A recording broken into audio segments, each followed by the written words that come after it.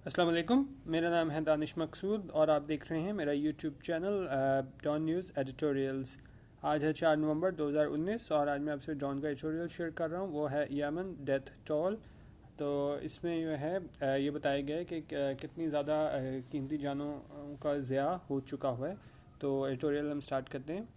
इसमें कह रहे हैं new figures from a database project concerning the war in Yemen reveal that around 100,000 people have died in this brutal conflict since 2015। अब ये कह रहे हैं यो नए आदाद शुमार हमारे पास आए हैं, उसमें ये बताया गया है कि यो अभी यो जंग चल रही है यमन में। उससे हमें ये पता चला है कि तकरीबन 1 लाख लोग जो हैं वो मर चुके हैं इन दिस ब्रूटल कॉन्फ्लिक्ट। इस तनाज़े में कब से कब तक 2015 से अब तक 1 लाख से ज़्यादा लोग मर चुके हैं। दी figures The figures gathered by the Armed Conflict Location and Event Data Project from multiple sources further show that 12,000 civilians have been killed in directly targeted attacks. और ये फिगर्स हमने ली हैं यहाँ से arm conflict location and event data project और from multiple sources, मतलब सिर्फ एक सोर्स से नहीं, मुख्तलिफ जगह से हमने ये डेटा लिया है।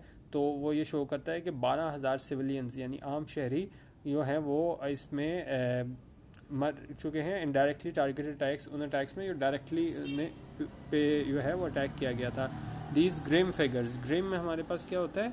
ग्रिम हमारे पास होता है वेरी सीरियस और ग्लूमी, यानी ज़ाहिर है ये बड़े दिल दहला देने वाले सीरियस किस्म के हमारे पास ये फिगर्स हैं। जो अगर हम देखें कि कितने लोग मर चुके हैं और कितने लोगों को डायरेक्ट निशाना बनाया गया है। These grim figures do not include victims of the war. उन्होंने कहा ये जो आदाद शुमार हैं जिसमें बताया गया है कि 2015 से अब तक लाख लोग जो हैं वो मर चुके हैं, उसमें क्या चीज़ शामिल नहीं है? Do not include victims of the war that have died from starvation. और उसमें उन्होंने कहा वो वाले विक्टिम्स शामिल नहीं हैं जो कि मर गए। स्टारवेशन होता है भूख से मर जाना, उन्होंने कहा यो भूख से मर गए, इसमें वो भी शामिल नहीं है। एंड डिजीज़, और अगर यो कोई बीमारी फूट पड़े या बीमारी से कोई मर जाए तो वो भी शामिल नहीं है। Which arguably push the numbers even higher. अच्छा, अब आर्ग्यूबली हम देख लें। आर्ग्यूबली हमारे पास क्या होता है? It may be argued used to qualify the statement of an opinion और बिलीफ। अब उसमें इसका सिमिलर होता है पॉसिबली, कंसीवेबली। अब इसमें ये होता है कि आपके पास मार्जिन होता है। जिस तरह फ़र्ज़ करें मैं कहूँ कि जी पाकिस्तानी होने के नाते अगर मैं कहूँ कि जी वसीम अकरम आर्ग्यूबली पाकिस्तान के नहीं बल्कि दुनिया के बेस्ट बॉलर हैं, और इसी तरह कोई ऑस्ट्रेलियन हो तो वो भी ये कह सकता है कि जी arguably Shane Warne best bowler है। यानी कि एक आपके डिबेट की गुंजाइश होती है। इसमें क्या है, जिस तरह मैंने आपको बताया था पॉसिबली कि ये हो सकता है। ज़ाहिर है बात है, हम यकीनी नहीं कह सकते, हर किसी की अपनी ओपिनियन होती है।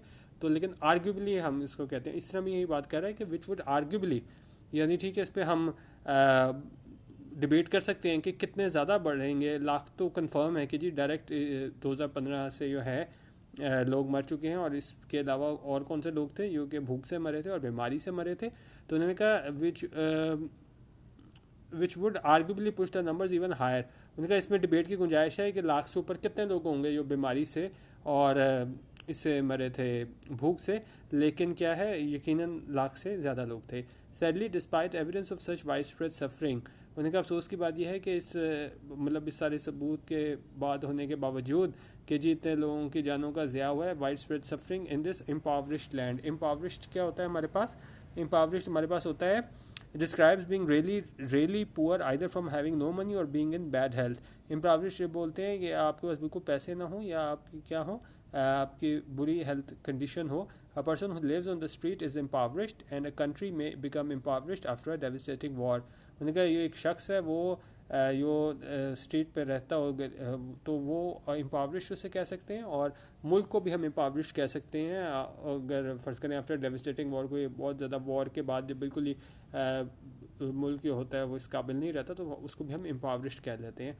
तो यहाँ पे भी क्या बात कर रहे हैं? वाइट इम्पावरिश्ड है। इम्पावरिश्ड लैंड हमारे पास किस तरह है कि यहाँ पे बिल्कुल ये जिस तरह हमने कहा है कि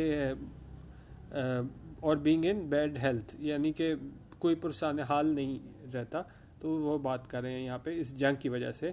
wide spread suffering in this impoverished land, the global community seems least interested. और लेकिन अफसोस की बात यह है जो आलमी बरादरी है, ग्लोबल कम्युनिटी है, सीम्स लेस लीस्ट इंटरेस्टेड, और उसे इस चीज़ का कोई इंटरेस्ट नहीं है इसमें कि क्या जंग हो रही है, कितने लोग मर रहे हैं, क्या किस तरीके से इसको सॉल्व करना है और कि इस चीज़ का इनको वो नहीं है इंटरेस्ट किस चीज़ में नहीं है कि इस तरह ये इन एंडिंग दिस विशियस कॉन्फ्लिक्ट, इस तनाज़े को किस तरह ख़त्म करना है जिसमें इतनी ज़्यादा जानों का ज़या हो रहा है. This is despite the fact that heart breaking images of dying and malnourished children regularly emerge from Yemen. उन्होंने कहा ये इसके बाद है कि जब एक बड़े हार्ट ब्रेकिंग क्या होता है हमारे पास, यो बिल्कुल आपको causing overwhelming distress, very upsetting, जो आपको बिल्कुल अपसेट कर दे. सिमिलर होता है डिस्ट्रेसिंग, अपसेटिंग, कि आपको बिल्कुल अपसेट कर देता है. क्या चीज़ कर देती है? Images of dying and malnourished children. जब आप वहाँ पे से वो तस्वीरें आपको नज़र आती हैं उस वहाँ पे क्या डाइंग यानी कि मरते हुए, एंड malnourished चिल्ड्रन. malnourished हमारे पास क्या होता है? Is a serious condition that occurs. कब ये कंडीशन अकर होती है? व्हेन अ पर्सनस डाइट, जब कि किसी शख्स की डाइट जो है वो does not contain the right amount of nutrients. उसमें जो होते हैं वो बिल्कुल सही मकदार में क्या न्यूट्रिएंट्स शामिल नहीं होते. और mail nutrition means poor nutrition. तो हमने देखा होगा कि बिल्कुल ही आप कि वो प्रोटीन और दूसरे न्यूट्रिएंट्स होते हैं वो नहीं होते. तो बिल्कुल ही आपने देखा होगा बच्चों को, इवन इधर नाइजीरिया वगैरह में, अभी बात खैर वैसे यमन की हो रही है, लेकिन आपने वहाँ पे देखा होगा बिल्कुल ही हड्डियाँ बाहर आई होती हैं. तो ये वो उस तरह की बात कर रहे हैं कि हमें वहाँ पे तस्वीरें भी नज़र आती हैं वहाँ पे कि बच्चे मर रहे हैं और malnourished चिल्ड्रन को सही खुराक नहीं मिल रही. Regularly emerge from Yemen. उन्होंने कहा सिर्फ ये नहीं कि कभी कभी आए, रेगुलरली इमर्ज फ्राम यमन, यानी कि हमें ये नज़र आती हैं तस्वीर वहाँ पे यमन से. लेकिन क्या है, आलमी बिरादरी पे जूँ तक नहीं रेंगती. Yet the global conscious seems undisturbed. लेकिन क्या है, ग्लोबल कॉन्शियस आलमी जो लोगों का ज़मीर है, सीम्स अनडिस्टर्ब, यानी उन्हें इससे कोई फ़र्क नहीं पड़ता है कि वो इस तरह की तस्वीरें भी जब देखते हैं कि बच्चे मरते हुए बच्चों की तस्वीरें और malnourished बच्चे को देख के भी उनके ज़मीर पे कोई असर नहीं होता. Moreover the Saudi led coalition which is fighting the Iran supported Houthis to restore Yemen's government in Sanaa. उन्होंने कहा मोरोवर मज़ीद ये कि ये सऊदी लेड कोalition वो क्या कर रहे हैं, वो फ़ाइट कर रहे हैं किसको? ईरान सपोर्टेड हौती से फ़ाइट कर रहे हैं जिनके किसे ईरान की सपोर्ट हासिल है. टू रिस्टोर यमन गवर्नमेंट, ताकि वो बहाल कर सकें यमन की गवर्नमेंट. कहाँ पे? इन सना, द कैपिटल में है इसकी सना जो है वो इसका कैपिटल है. वहाँ पे इसकी क्या है, वो हुकूमत कायम कर सकें किसकी? यमन की. आगे कह रहा है हैज़ अकॉर्डिंग टू द, और इसमें ये कह रहे हैं कि सऊदी लेड कोalition जो है इसमें क्या है, हैज़ अकॉर्डिंग टू द इसलेट फिगर्स टारगेटेड ओवर 8,000 सिविलियंस. तो उन्होंने कहा सऊदी लेड कोalition ने क्या 8,000 शहरियों को उसका निशाना बनाया है, टारगेट किया है. While both sides have committed atrocities. उन्हें दोनों साइड की तरफ से एट्रॉसिटीज़ कमिट की गई हैं. एट्रॉसिटीज़ क्या होती है? एक्सट्रीमली विकेड और cruel act, typically one involving physical violence और इंजरी. तो उन्होंने कहा दोनों तरफ से जो है वो एक्ट ऑफ बारबेरिटी होता है, एक्ट ऑफ ब्रूटैलिटी. उन्होंने कहा दोनों साइडों की तरफ से एक्ट ऑफ ब्रूटैलिटी जो है वो कमिट की गई है. रियाज कोalition बैक्ड बाय यूएस. और उन्होंने कहा जो सऊदी अरब की अगर हम बात करें रियाज कोalition बैक से वो किसकी बैकिंग हासिल है? यूके, यूएस और दूसरे जो है मगरबी ममालिक, उनकी जो है वो सपोर्ट हासिल है. और उन्होंने क्या किया? Has bomb markets. तो उन्होंने बम बरसाए हैं. कहाँ पे? मार्केट्स में, वेडिंग्स में, शादियों पे. And schools primarily through air strikes. और उन्होंने स्कूल पे बम गिराए हैं किसके थ्रू? एयर स्ट्राइक्स के through.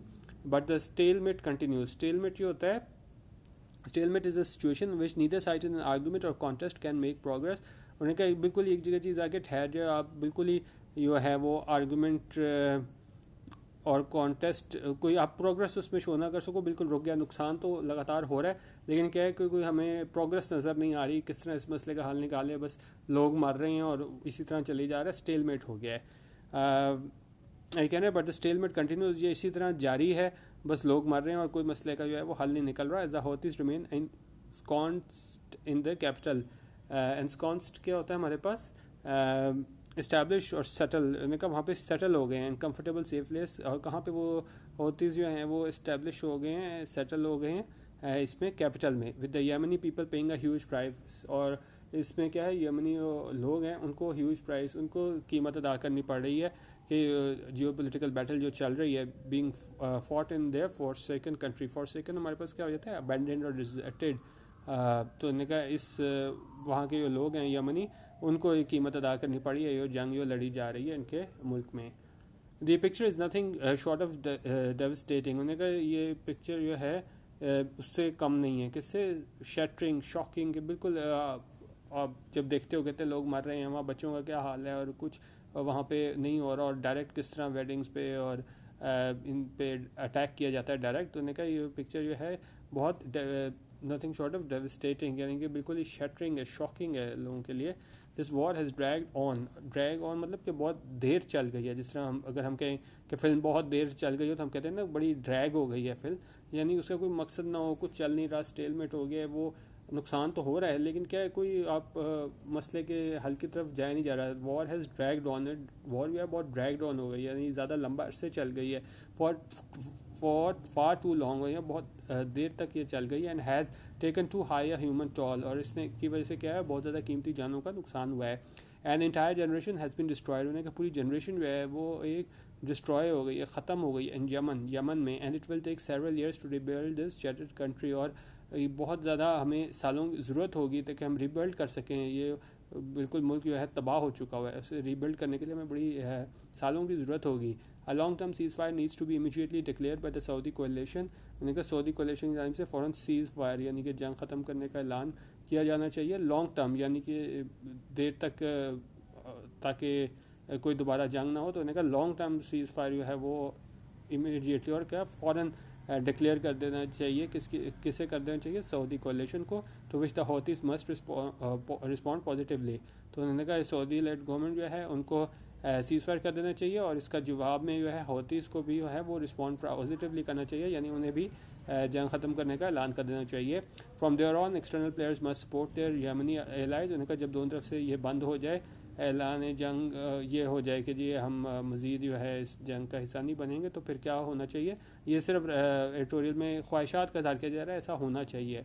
From there on external players must support their Yemeni allies, उन्होंने कहा इसके अलावा ये दूसरे भी एक्सटर्नल प्लेयर्स UK US वाले लोग हैं, तो उनको भी क्या है मस्ट सपोर्ट, उन्हें सपोर्ट करना चाहिए कि किसे, यमनी एलाइज को, और ताकि इन रीचिंग अ कॉम्प्रोमाइज़, ताकि एक कॉम्प्रोमाइज़ किया जा पे आया जा सके।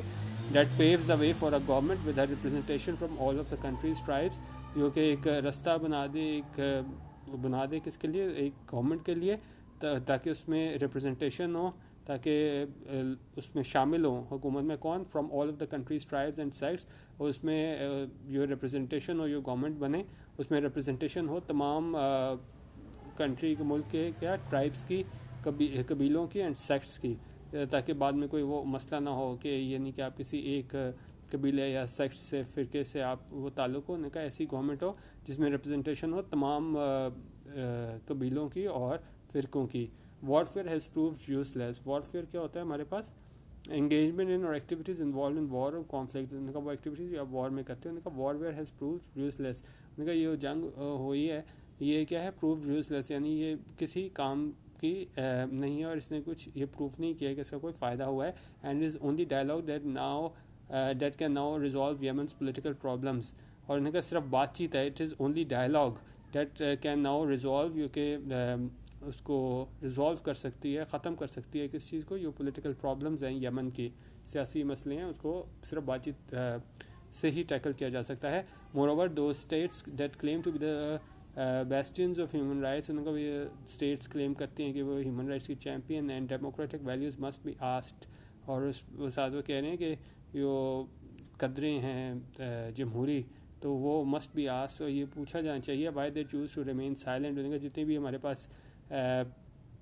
हैं स्टेट्स, ये बनती बहुत डेमोक्रेसी के चैम्पियन है, उन्हें ये पूछा जाना चाहिए कि वो why they choose to remain silent, उन्होंने खामोश रहना क्यों पसंद किया। When arms sold by them, जब ये जंगी हथियार थे जो उन्होंने बेचे थे, end up killing innocent Yemenis, तो उसकी वजह से जो मासूम यमनी थे उनको कत्ल किया गया। तो ये जितने भी ममालिक हैं तो उनको ज़रूर ये सोचना चाहिए कि उनके उन्हीं के जो बेचे हुए हथियार से जो है वो मासूम यमनी लोगों को कत्ल किया गया है। अब तक कितने ज़्यादा ये स्टैट्स से आपको बताएंगे, 2015 से अब तक जो है वो 1 लाख से ज़्यादा लोग मारे जा चुके हैं।